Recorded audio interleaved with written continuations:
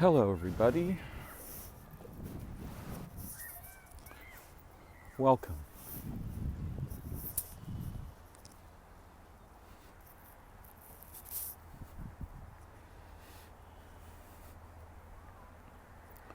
I remember once I was driving in the city underneath the freeway that leads to the East Bay heading west. I was probably in the center of a 3-lane or in the left lane of a 2-lane road.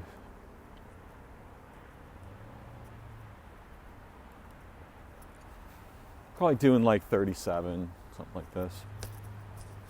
There was some traffic around me. And it was my goal to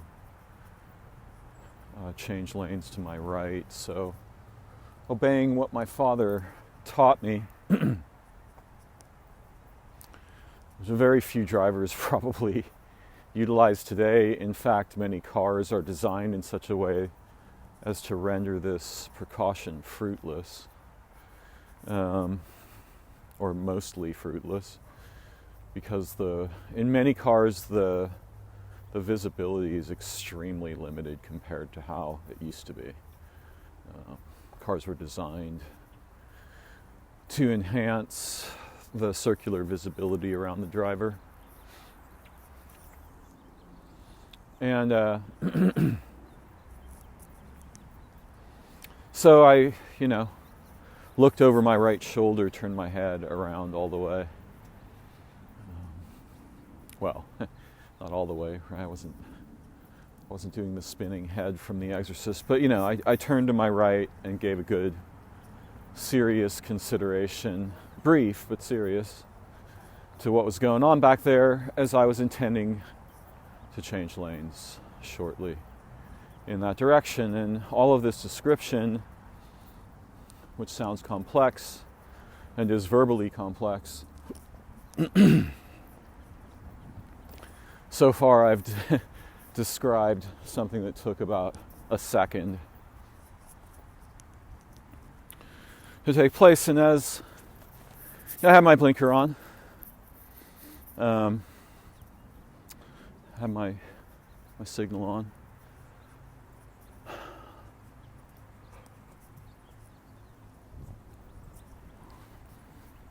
and as I began to actually turn, it was as if there was a voice inside my head that said, like, either stop, not meaning like, stop moving, stop what I'm doing, or no. Might have just said no. I think what I remember is it saying stop or possibly don't. And of course, I stayed in my lane and glanced around again. And I'd used my rear views as well, to be clear. But perhaps I didn't pay enough attention to the right passenger rear view. There was a car in my blind spot. And there is a particular spot along the side of a car where it's easy to miss, even with some mirrors. It's easy to miss that there's a car there. There's actually probably a spot on both sides. It's the position, like if a car is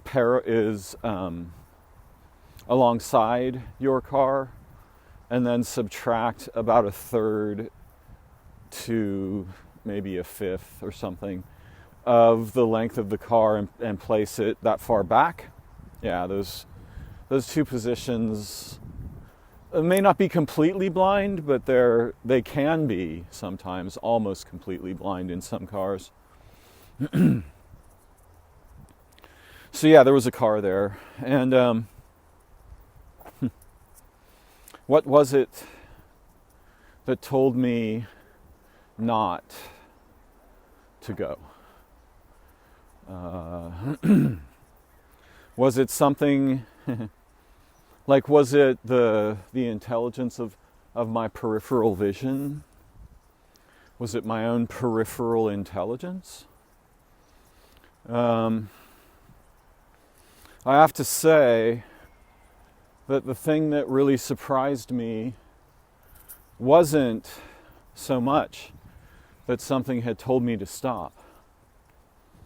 Rather, it was what I found surprising was that the voice did not seem to be my own. If someone said, "Was that you?" I would say, "No, it wasn't me." Of course, who else is it? Right?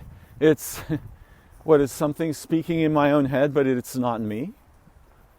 What has access to the inside of my mind? Oh, there's a young coyote here in front of me. It looks pretty healthy, good coat, but it really shouldn't be awake at this time of day.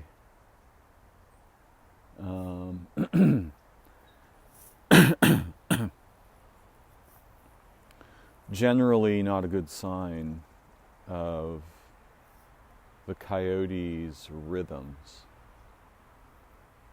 Most of what it feeds on is going on at night and is more safely accessed at night. Though I guess if it's after, I mean, a lot of its prey are nocturnal, unless it's just scavenging. All right, so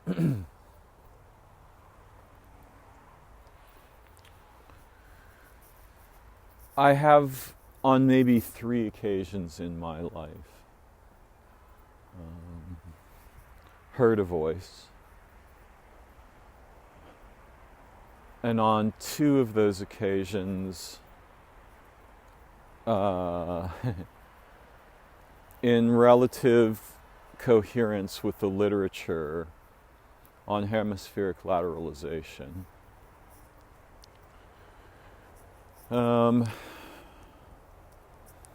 The voice basically said one word, right? Something like no or stop. Also, the negative assertion. Not what to do, what not to do, right?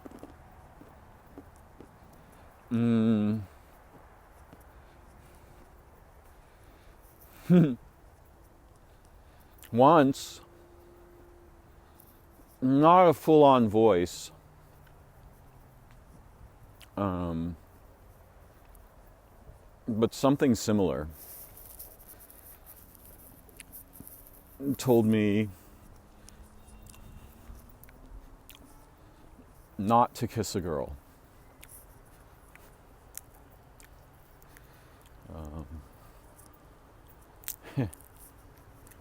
Good luck with that. In any case, and once, in a state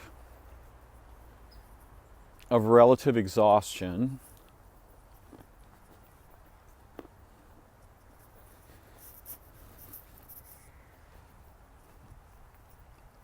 I heard a voice.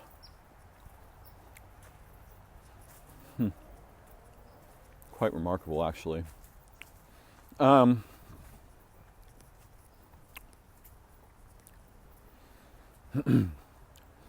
I have to describe what I actually remember of the experience this time, this experience, which is not so much, not really the same as having heard a voice. And perhaps this is common in all the experiences, which now seem to number 5 or 7 or something over the course of my life. Most of them were of the first kind, right? Admonitory, don't. No, stop, don't do that. One of them was enunciative. That was a very peculiar hypnagogic experience,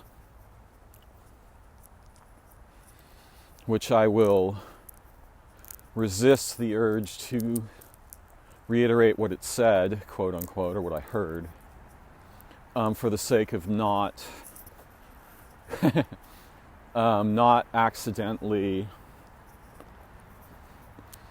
of not unintentionally producing a similar phenomenon in the minds of my listeners. Because we are suggestive. Or rather, we are, yes, we are suggestive as well. We are suggestible. It is a common human propensity to be vulnerable to suggestion, so to speak, or available to it.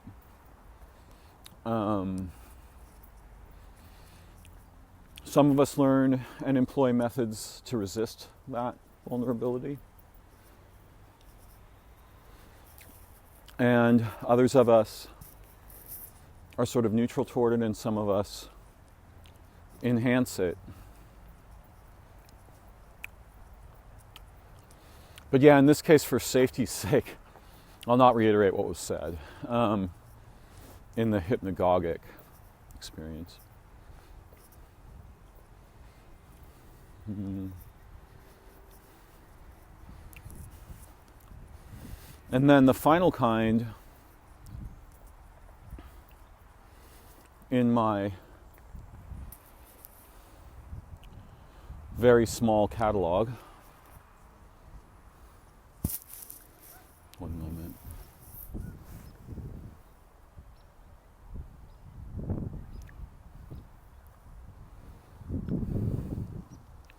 Is a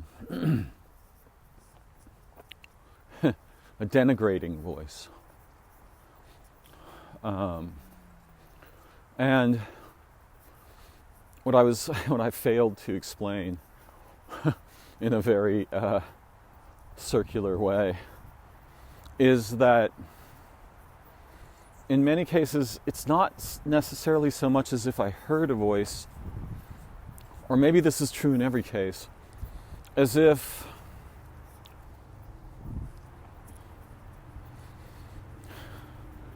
sort of the manifold of waveforms of my consciousness produced in consciousness, like collapsed into a vocalization or an expression of something resembling a vocalization.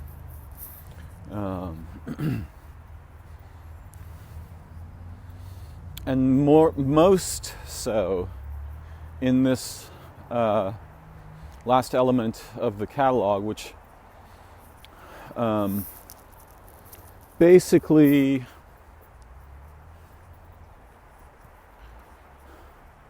like a very eccentric old Southern man,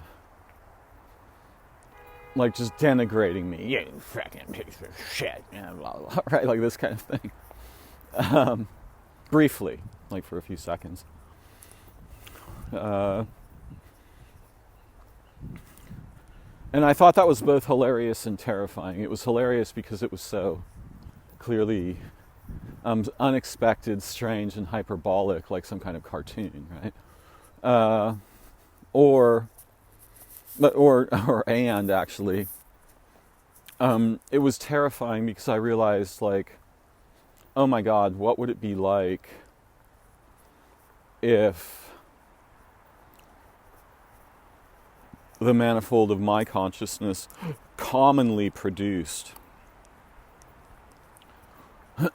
such a phenomena, which is extremely common in the literature produced by and about people who hear voices, voice-hearing peoples.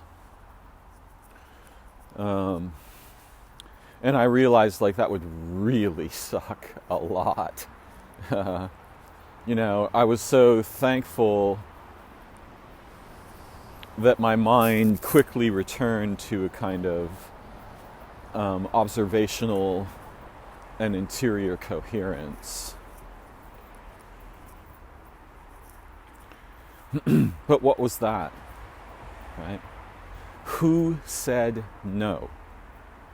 Who said what was said during my hypnagogic experience? Who was it that was sounding like a vicious, elderly, possibly intoxicated Southern insane man?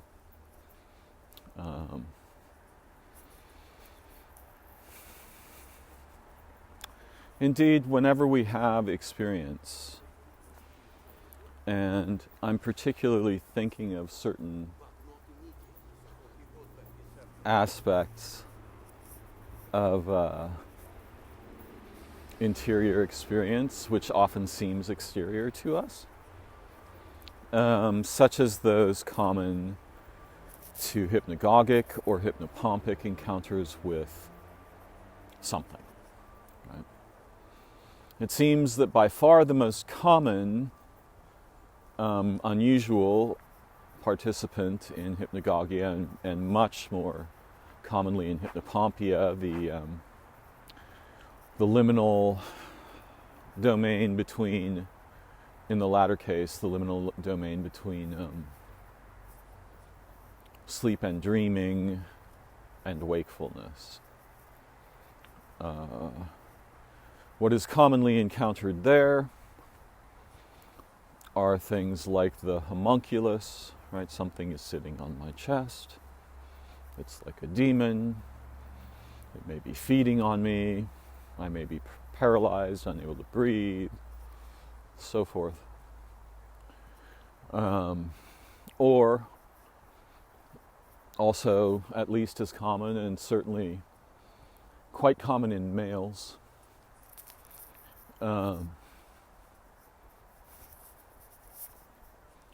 what I will refer to as the bad man.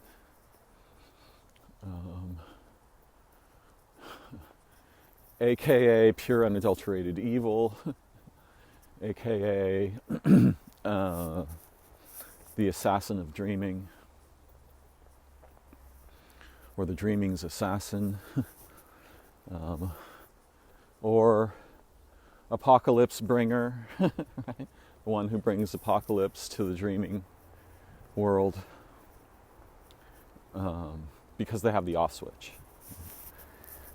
They can just shut off dreaming by inducing terror, anger, paralysis, a combination of the three, maybe some other exotic things we might not even have language for, but in any case, that feature of the self and experience, or the self and the other and experience, is quite profound,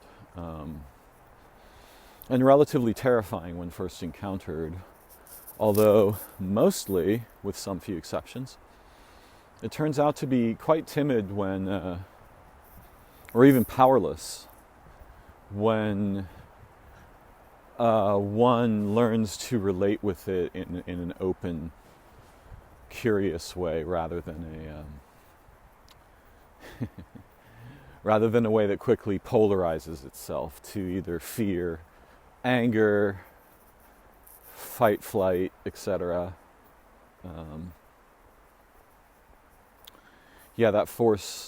That aspect of consciousness turns out to be much more malleable than one would at first expect. So what is that? What is the bad man? And I remember in the first story I told in this recording about the lane changing, I remember distinctly saying to myself, or noticing to myself, the same way one might notice, that feels nice, or that feels rotten, when testing a fruit or touching a fabric or whatever. In that very intimate way, right? This otherness. Yeah. And certainly,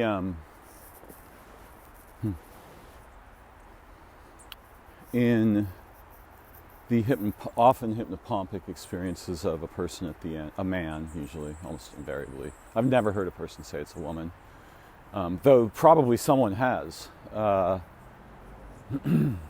man at the end of the bed, just outside the window in the bedroom, at the doorway, on the other side of a frame of some kind. Often the man is completely black, and I don't mean African. I mean like made of blackness. Or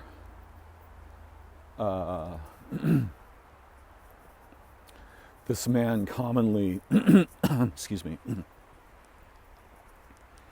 commonly wears a wide-brimmed black hat. Sometimes the hat has a point. He may be seen with a cape, and is generally experienced as something so fundamentally wrong, right? The most common reported feeling is one of like the unrighteous antithesis of should be here.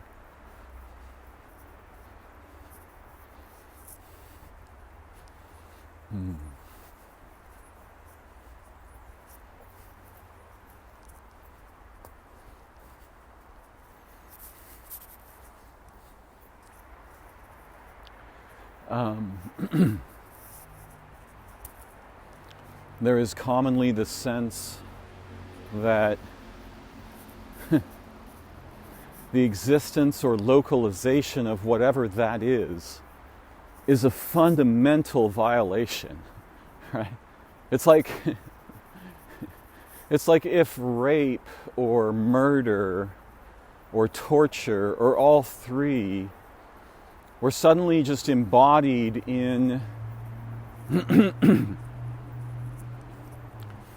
in a non-corporeal or metacorporeal, right? It's just every bad thing could conceivably be inside that or emanating from it.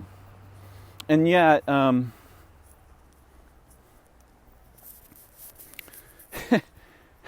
it's not my experience that in most cases, certainly the humans are diverse enough that in some of these cases, it may be mostly the case that there's a bad being there. And certainly as far as like consciousness is concerned, that thing is rotten, terrible, bad, shouldn't be here.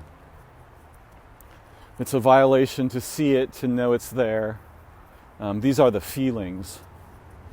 But I think in most cases, those feelings are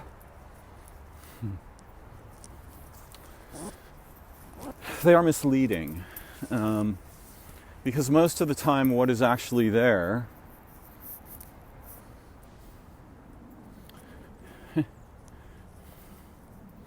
in the same way that when I began to make my turn and a voice said, "Don't," or "Stop," and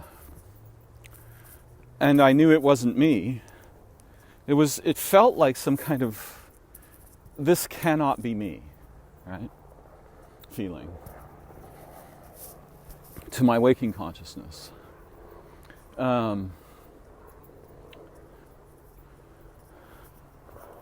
I suspect there is something similar going on where it is the twin, the opposite polarity, the other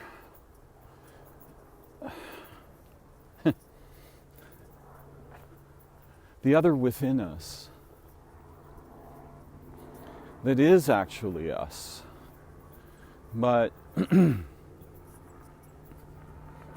it is across the boundary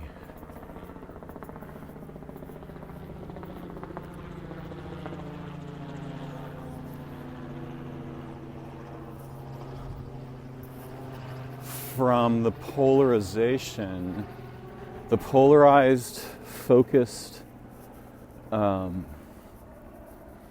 origin of awareness, right? That lamp that lights the stage but isn't the activity upon it.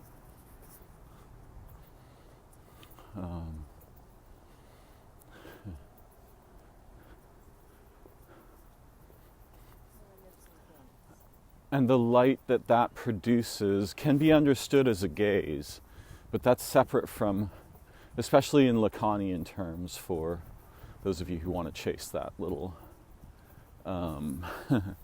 that kite tail. But yes, the light,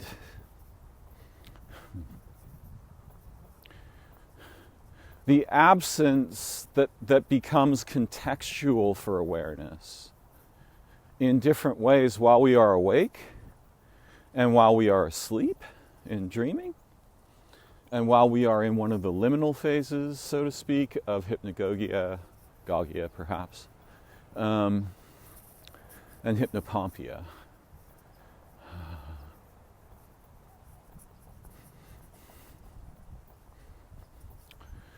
There is an other inside us that, were we to suddenly encounter it, either in wakefulness or dreaming,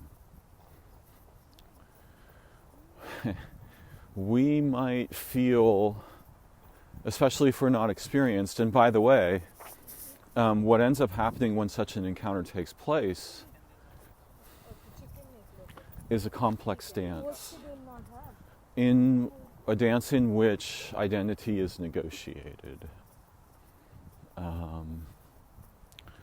Both identities, right? The identity of the polarized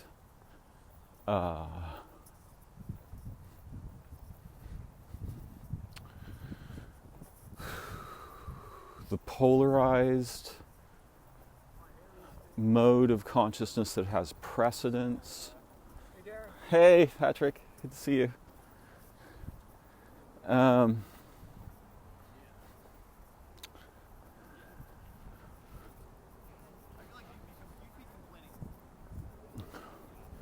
It is the very polarization of consciousness in some mode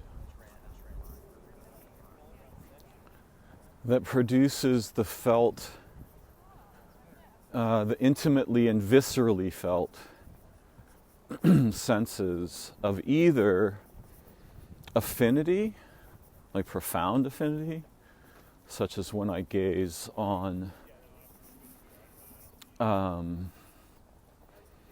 a woman whose features are so attractive to me that I feel basically compelled. And similarly,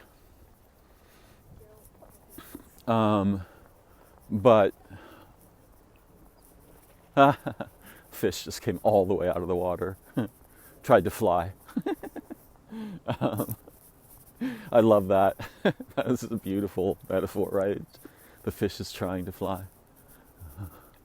And for a moment succeeds. Yeah, I mean, that's the promise of the moment when we're at the boundary, right? We have approached the membrane where the transition is now immediately present, right? We can just we move like a half an inch. We've gone from positive to negative, from hot to cold, from alive to dead, from dead to alive. There's always this membrane across which extreme polarization reaches a point where it suddenly it just flips over into its opposite. And as we approach this boundary in awareness, we will naturally encounter phenomena that are sort of the standing reflection of the opposite just across from the membrane produced by the polarization, right? The membrane is the natural result of the extreme polarization of consciousness into, for example, waking awareness or dreaming awareness. Very different modes, yet sharing a variety of similar qualities.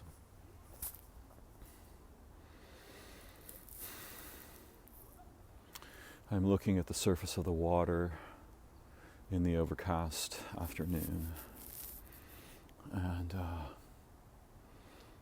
the reflections of the trees around the little pond are undergoing this beautiful slow wave vibration, so to speak. Though I want a different word for it. I like the word from physics that I don't know what it means, vibration. A vibration.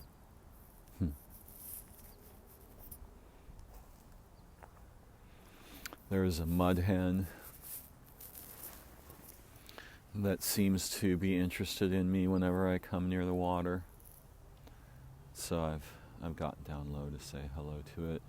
More than likely what it's hoping for or can sense is that I sometimes feed birds.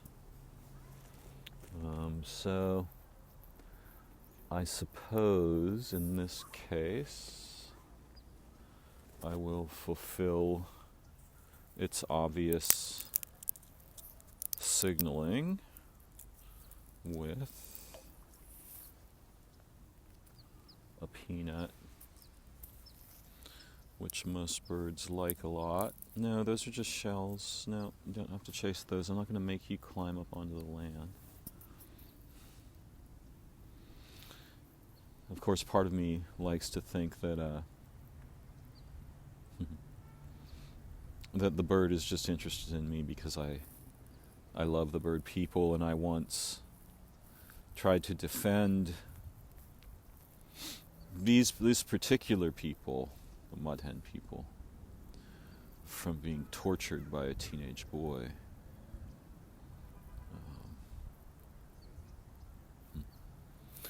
The only time I ever pulled a knife with the intention of killing someone.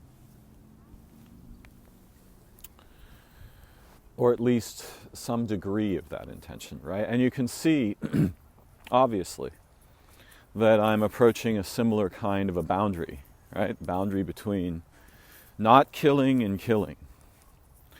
And what it takes to get me to cross it. And in this case, at age 14, what it took was a person whose name I could say, who was also 14. Nah, I wasn't 14, we were like 12 and a half, 13. Yeah, a person with the initials RP, that's as far as I'll go.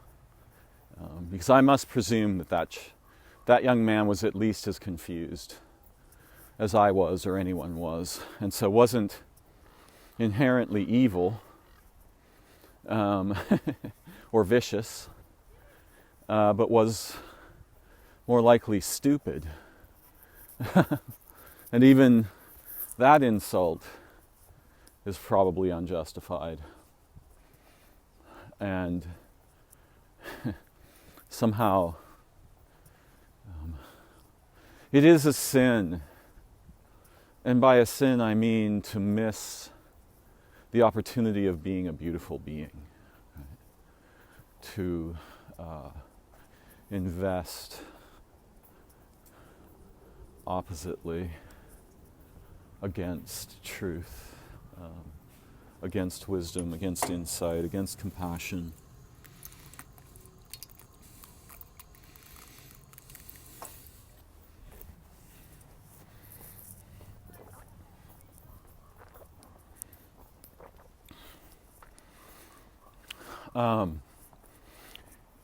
It is generally harmful to the soul, I think, to speak ill of others or to recount their failings.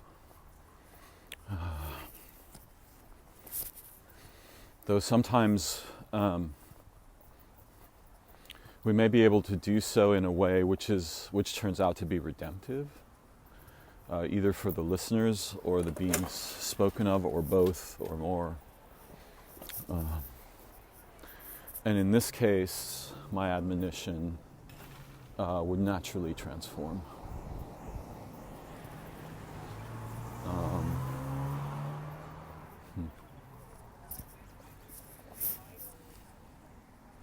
It's funny,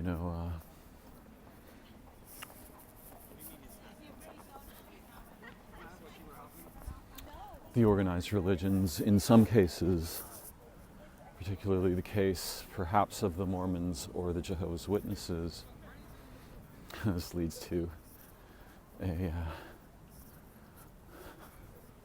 secondary topic that was in the back of my mind when I began this, but they often utilize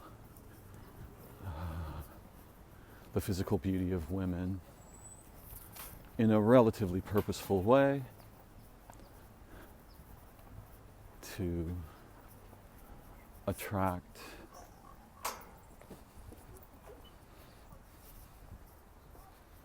converts.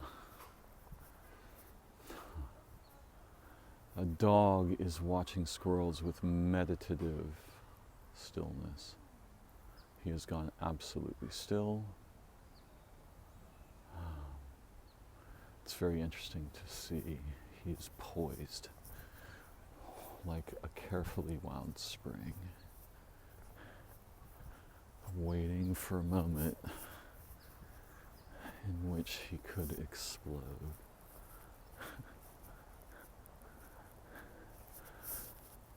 Perhaps that's most of the tension there is in my perspective, in my perception, rather than his body.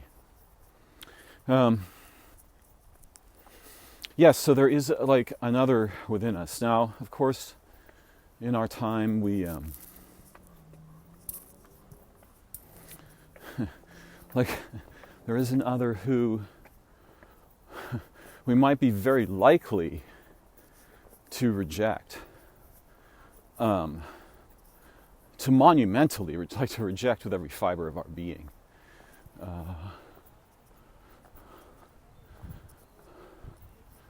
And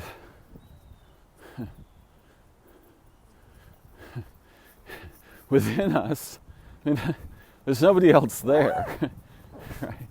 At least, like that's a fallacy too. In a sense, our interiority, sorry, I'm a little winded, can be understood as a strange, ambient, consensus, consensualizing,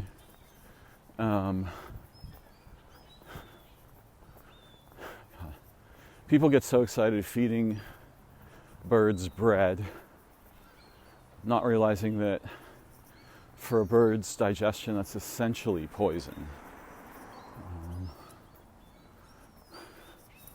The terrifying irony of the smiling human feeding birds bread is not lost on me.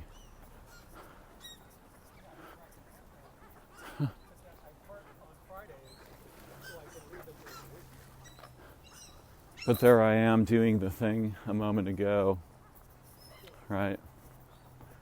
I am pointing out the wrongdoing of others, thereby doing wrong.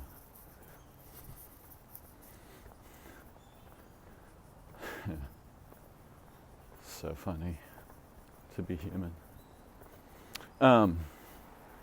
In our time, we may be familiar, for example, with therapeutic modalities such as internal family systems, right?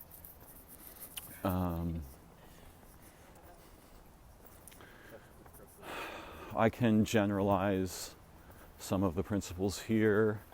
There are aspects of our interiority that take on coping tasks, often early in childhood, that are carrying painful burdens, often, some of them, and that if we give them a seat at the table and allow them to speak in their native voice and tone without judgment, and with encouragement and so forth,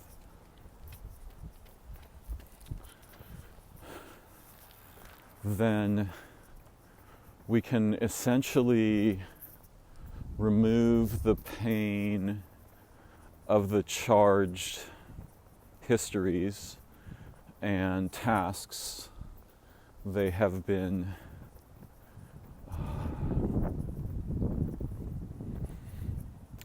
executing, they have been doing, right? And we can either help to reintegrate in some cases, right? You don't have to be apart anymore. You can come be us together. Or they can go to another place where they belong in some case if they are, if from within this paradigm they are understood to be entities or like not bound aspects of self, but something actually from outside. Those things can be sent home or invited to return home in kinder language. And the whole idea is to just allow them to speak and be seen with compassion and reverence and kind regard. Very useful idea. I think whenever therapeutic modalities start to become cults and we start to formally believe in a relatively explicit way the models implied or presented, then we're losing sight of the fact that this is a toy. And we're starting, now it starts to become reified, and once it becomes reified, it will actually produce the phenomena it's trying, it proposes resolution of. And that's very important to understand in terms of our own psyche, right? There's certain kinds of concepts and ways of identifying what something is that actually produce a shadow in awareness, and once reified, that shadow can become almost tangible, like almost physically real. And in some cases, perhaps we can actually produce the intrusion into our experience from outside of a physically real situation, right? In a kind of reverse of what is very naively referred to as the law of attraction, right? By constantly positing something in the psyche or in thought or in concern. Let's say we have a terrifying fear of falling into the water because we cannot swim. And always we are afraid of this. We have nightmares about it and so forth. And eventually, that situation is very likely to generate its apotheosis, its fulfillment. In an actual, you're walking near the lake and you step in some slippery mud, boom, you're in the water.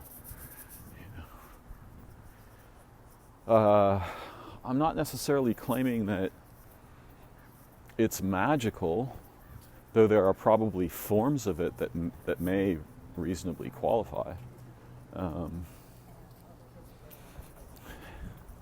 Rather, in this case, I think of it as psychical. P-S-Y-C-H-E, psychical. The psyche. Which meaning, what is it? Okay, what do I mean by that? It's like a kind of a water underneath consciousness, a kind of many waters. You have different kinds of flows. And it is symbolic and metaphoric. It is mythical.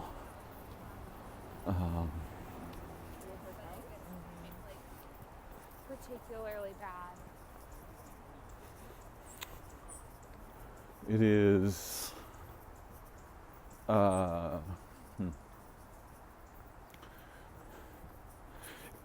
in a sense, it's a bit like a private language of symbols, correlations, affinities, disaffinities, histories, futures, dreams, terrors, so forth. Like a private language. In a way, a secret lexicon. Yeah.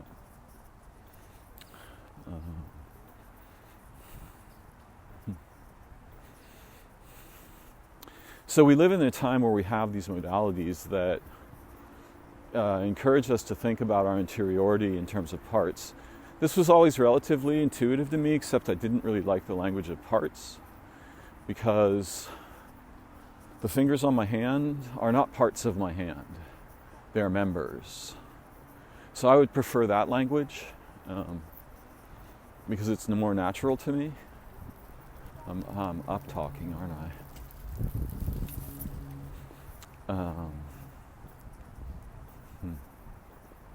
Or rather, I'm using a rising tone at the end of my statements. And that time I used a lowering tone.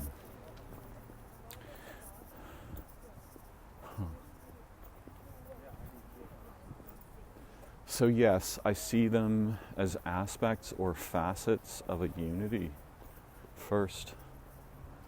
That time I used a kind of a lilt accidentally. Because I was just trying to find a direction in which to avoid the ascending tone at the end.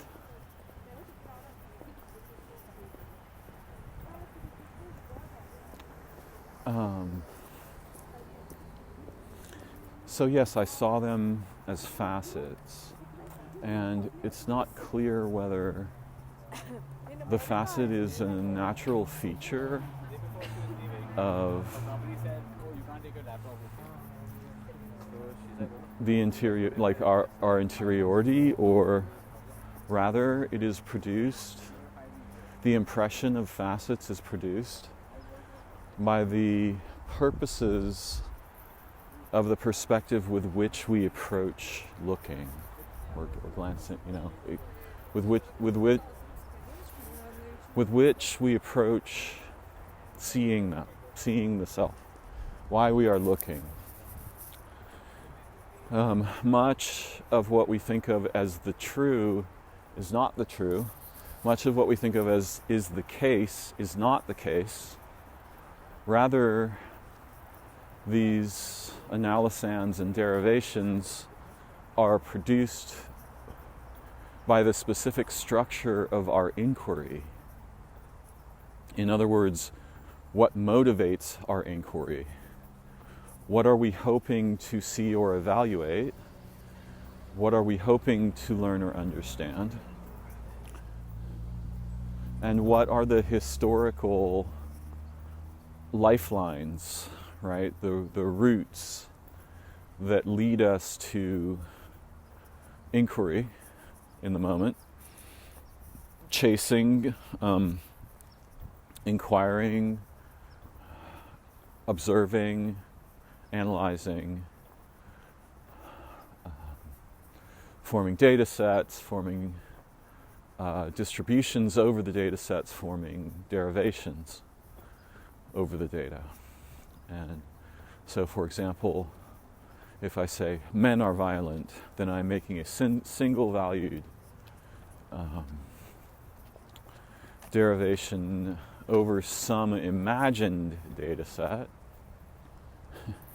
But if I actually examine the behavior of, say, 100 men within 1,000 feet of me, I'm going to find precisely 0 of them that are actually being violent right now. If I do actual analysis, then, I go and get the data in the real world somewhere. Even that is subject to biases and predispositions. There is also an interior problem where we will tend to displace, right? If there's something I'm steadfastly ignoring about myself, or really do not wish to see, or I'm highly invested in not becoming aware of, then I'm likely to displace that onto a scapegoat or others. And you can see how all of these topics are really about what happens at the boundary of self and other. But originally, the thing that I wanted to highlight and took my time getting to is that there is an other who is actually me, who I will not acknowledge when presented with his appearance.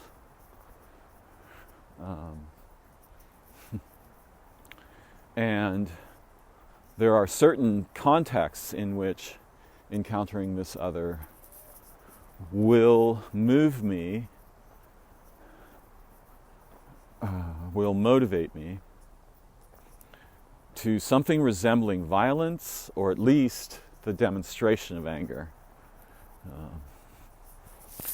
And the other finds that hilarious because, not always, look, there's a million ways that the negotiation of identity can work out when the polarizing consciousness looks across the membrane, the mirror, and discovers the absence of itself as a presence.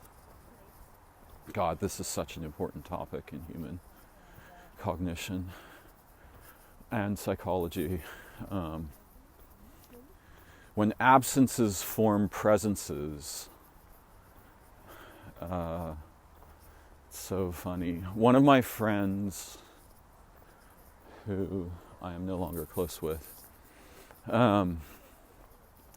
was constantly teaching me about this by their complaint, by their complaints actually, and by the description of their affinities. And I just kept seeing it. And I can see, with the light that they cast on the topic from their experience, that allowed me to see my own.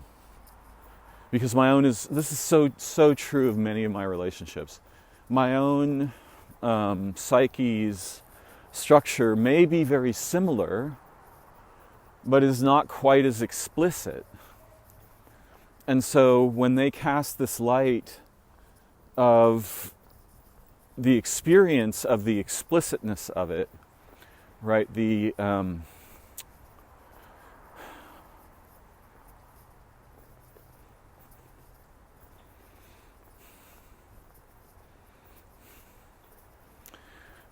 Okay, if we have a process and we iterate the process on its own output,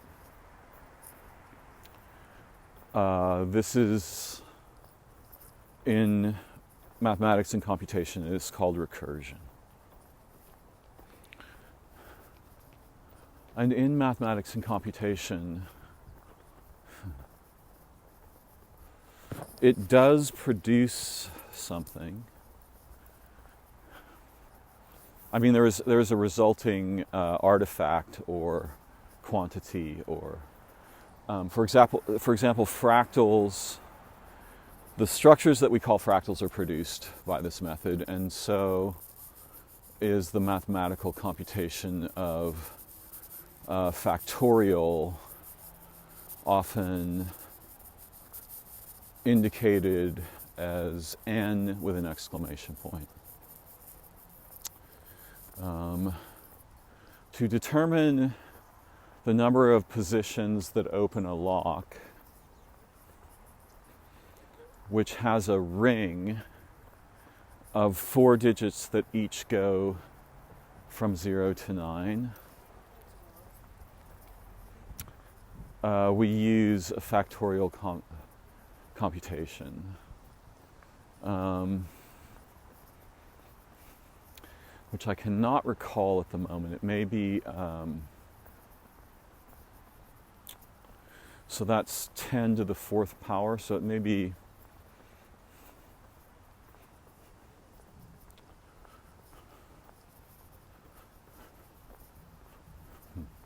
yes, I cannot remember at the moment.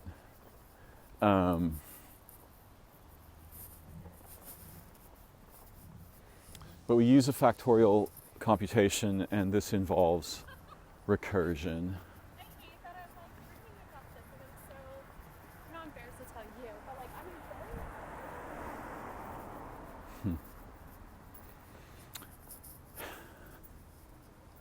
A girl just walked past me and she was telling her friend that she had been dreaming about something, and she was very embarrassed. She said, "I'm not embarrassed to tell you, but I'm embarrassed that my mind was doing this. Sort of without my permission." Like, I wouldn't agree. If it asked me, do you want to do this? I would say no. Right? In a stunning example of the problem, or the matter at hand, the psyche is one, right? In a sense, but it's not merely one.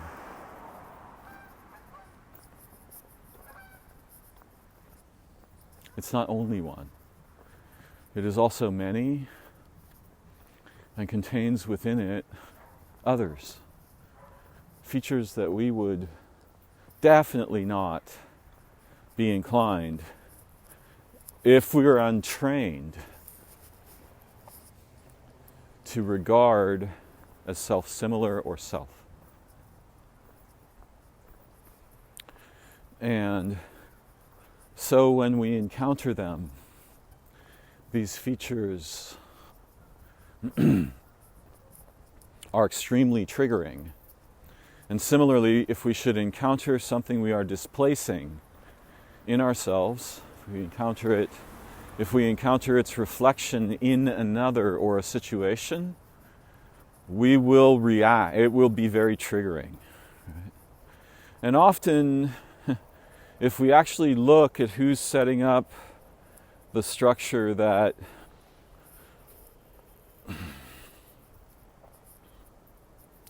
the structure in the psyche, that when it is touched, produces immediate disturbance of either kind, right? Affinity, disaffinity, affinity or rejection. Then if we look carefully at the history of that structure, we will find our fingerprints all throughout it. We may have had experiences that were primarily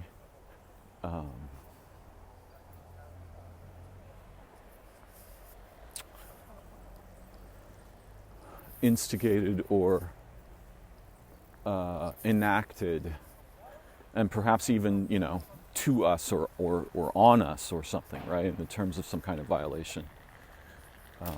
But rarely does the actual event have as much gravitas as well, my vocabulary is actually working today. It's astonishing. Rarely does the event have as much gravitas as our response to it, what we make of it, what we decide to do with it. In our psyche, in our emotions, in our analyses.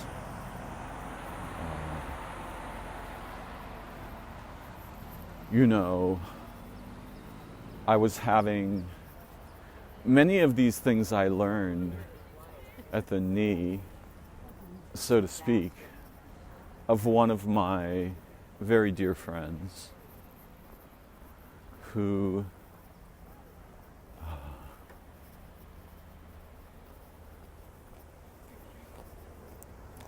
suffered various forms of psychosis, or what we would generally refer to as that. Hey, good to see you.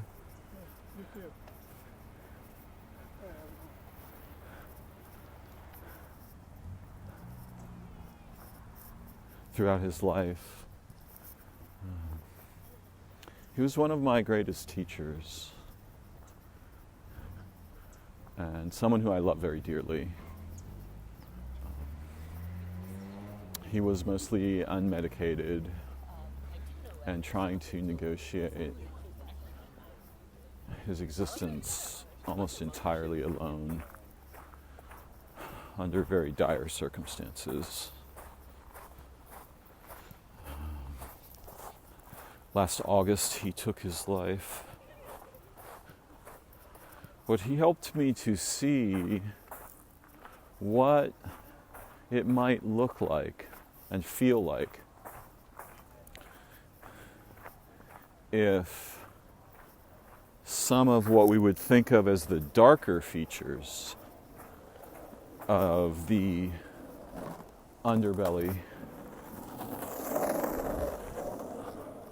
of consciousness, awareness, cognition, particularly under the influences of shattering, right?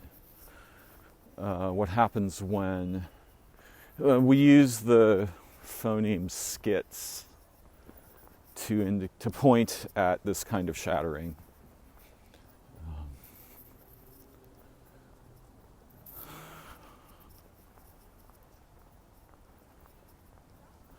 He helped me to understand what it would be like and also what it must mean.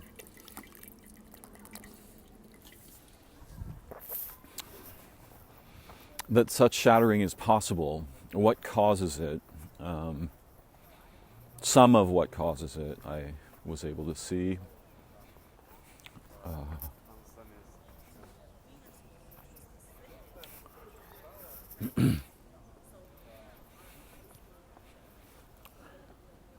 I learned so much from him. And it was him It was a conversation with him in which the insight struck me that there was a sort of an opposite to the dreaming mind. And one of its functions is to interrupt dreaming, shut it down in cases where it's happening at the wrong time or where the many waveforms that have to harmonize to produce that experience are disharmonious. And so in either case, what you want to do, because you'll produce a forward habit gravity, right? You'll produce gravity and habit going forward if you allow the dysregulation to proceed. That will eventually produce more dysregulation, right?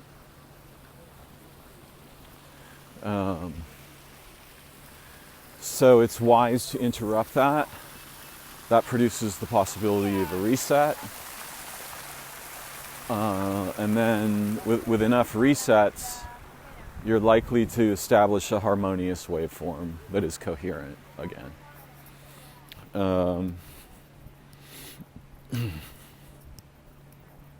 So you can see that in the case where someone's having hypnopompic experience at all, it's not necessarily abnormal, but it's abnormal in the sense of what usually happens and proceeds.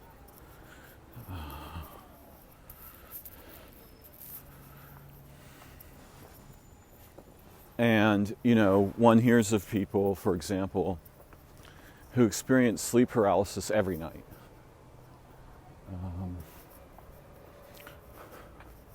Or who have other forms of hypnagogic or hypnopompic experience very regularly throughout their lives. Whereas for most of us, we may experience a phase where it's common, but that will usually pass.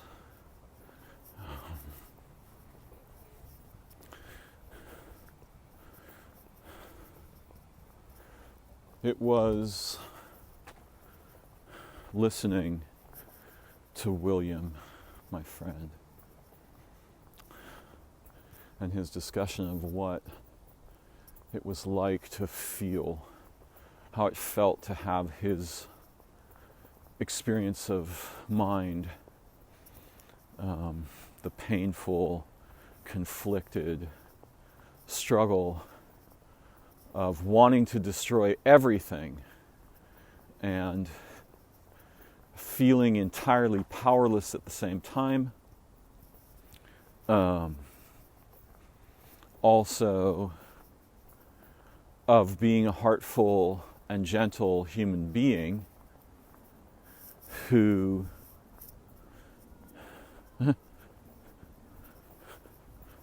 at the same time felt so violated by everything that the humans do, not so much by nature, but everything that the humans do, that he wanted to put in, that an aspect of him was intensely omnicidal, right? Kill everything.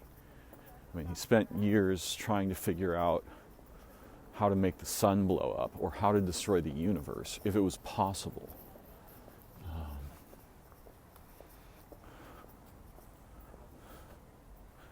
And you can see from one perspective the reflection of the Assassin of Dreams, because the Assassin of Dreams is a world-ending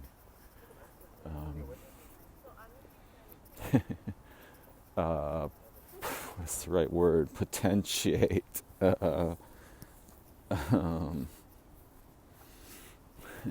It's a world-ending daimon.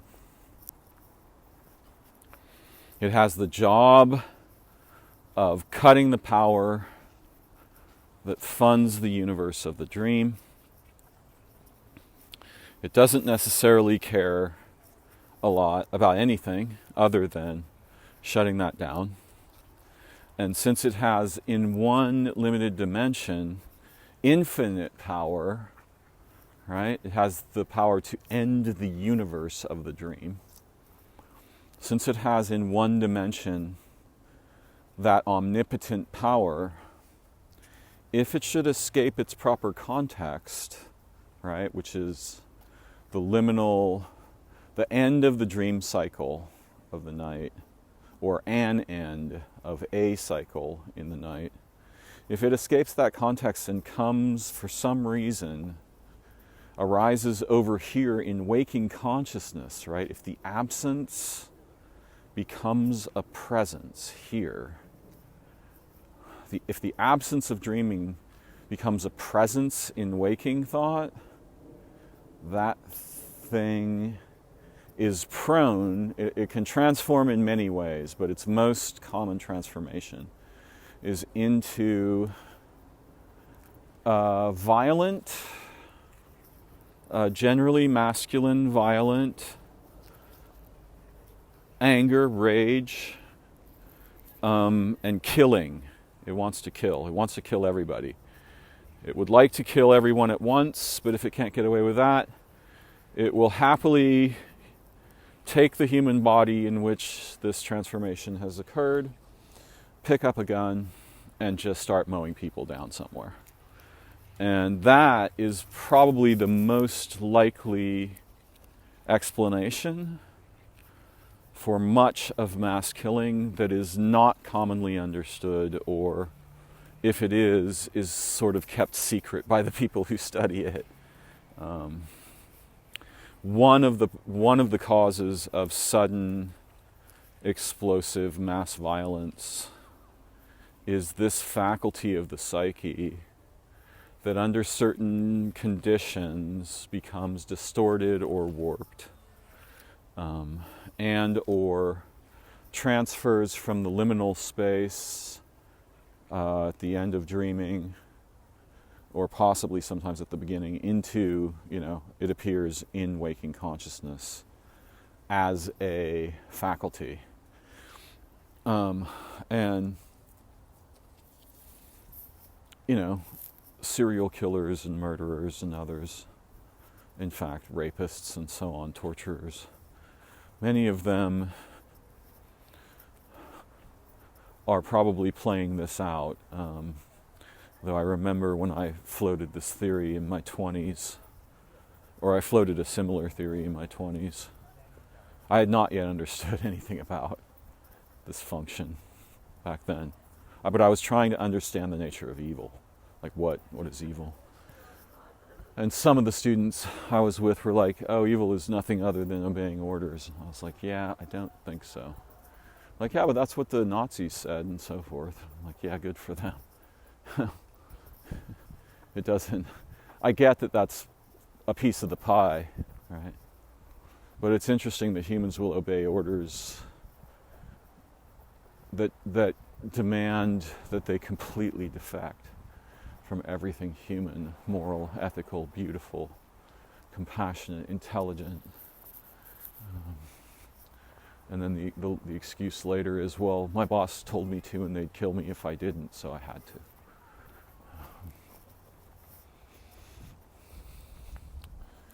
My point, however, was just that William helped me to see the structure of this faculty.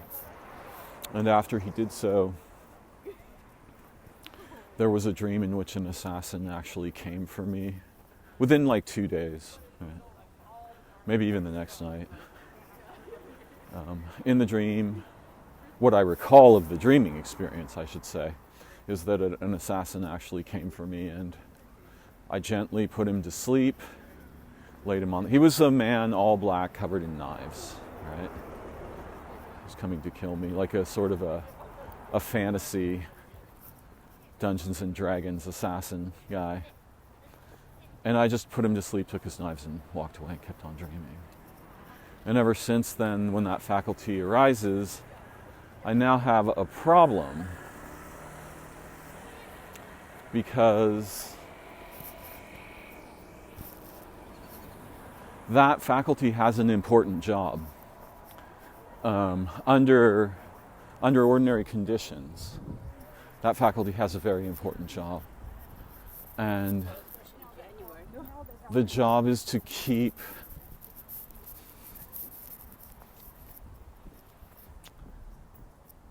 to keep the rhythm of the dreaming awareness.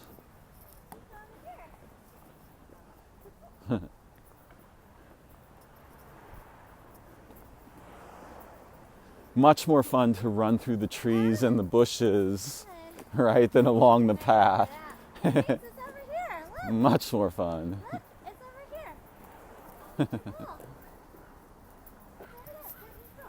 over here. Yeah, that feature has a function, and its function is to ensure that the synchronization of a broad array of rhythms is supported and enhanced and not allowed to drift toward even further dysregulation or desynchronization, and particularly to keep that from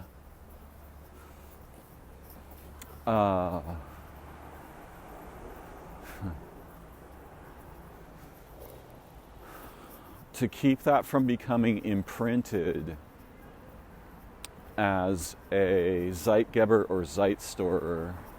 Let's see which one. I think Zeitstorer. As a feature of experience that contributes to dysregulation going forward.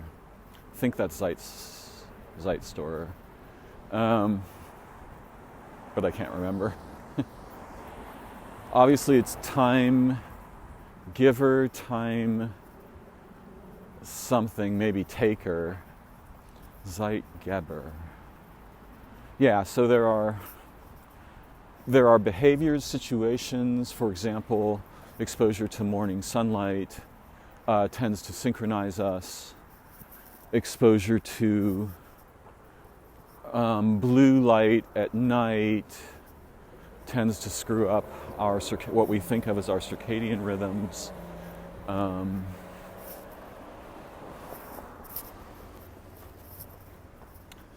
There are things that contribute to emotional synchronization, metabolic synchronization, circadian synchronization, and these are all, each of these things have 900 associated variables and elements that contribute to either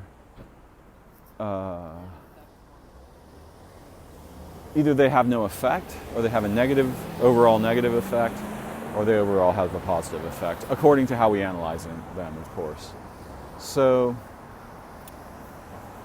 the goal of this faculty, its primary function appears to me to be, given my analysis of it, appears to me to be that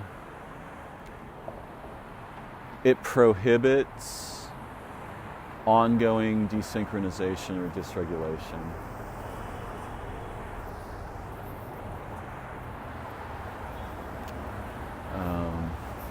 When it's doing its best job. Obviously, there are situations where it becomes more or less pathologically confused or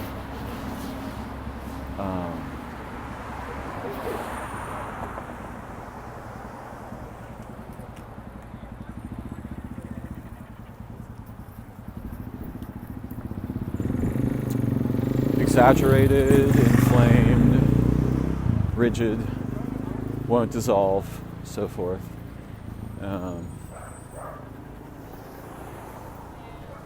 And then we can see, something that ordinarily is obscured because the faculty becomes so... little girl is just beaming at me. My goodness, so charming.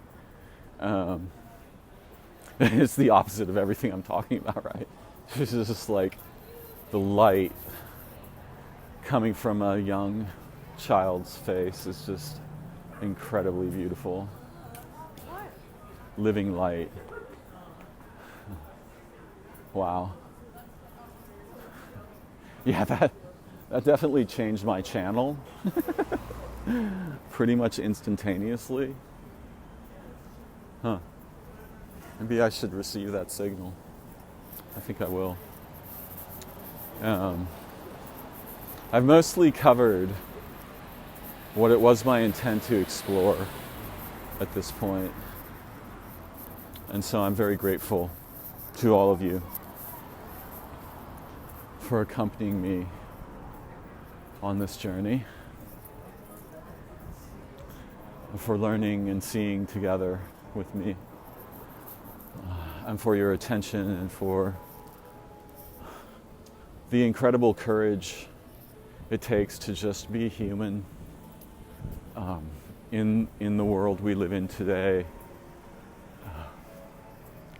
while surrounded by and encompassed by and infected with every imaginable motivation to defect. Yeah, so thanks for being heroically yourself, and I hope you get to play and dance and create and dream and love and trust and heal in every moment of your experience. I look forward to learning together again soon. Bye-bye for now. All blessings.